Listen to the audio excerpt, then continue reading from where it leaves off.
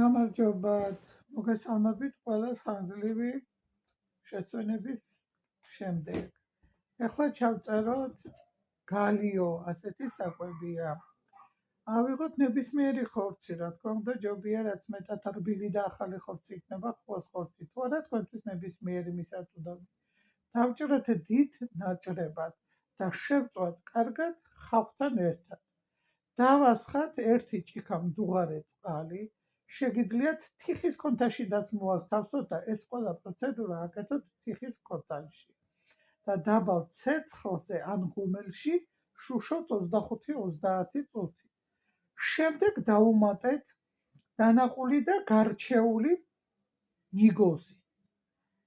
აგრეთვე დაუმატეთ გარჩეული წაბლი, გახეხილი შინდი, შევასხათ ცოტა მდუღარე წყალი და ვაგრძელოთ შუშვას კიდე 25 წუთი.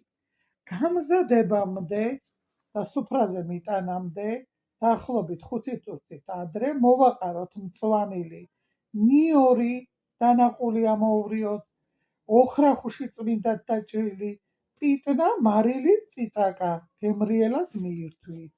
ეხლა რაოდენობები დაახლოებით 1 პორცია. ხბოს ხორცი 200 გრამი, წაბლი 100 გრამი, ნიგოზი დანაყული 50 გრამი, შინდის გახეხილი 45 გრამი, ცხიმი დაახლოებით თუ საქონლის ხორცს ცხიმი არ აქვს და ყოს გროს 30-50 გრამი, 3 კბილი ნიორი, პიტნა და 15-20 გრამი ოხრახუში გემრიელად მიირთვით.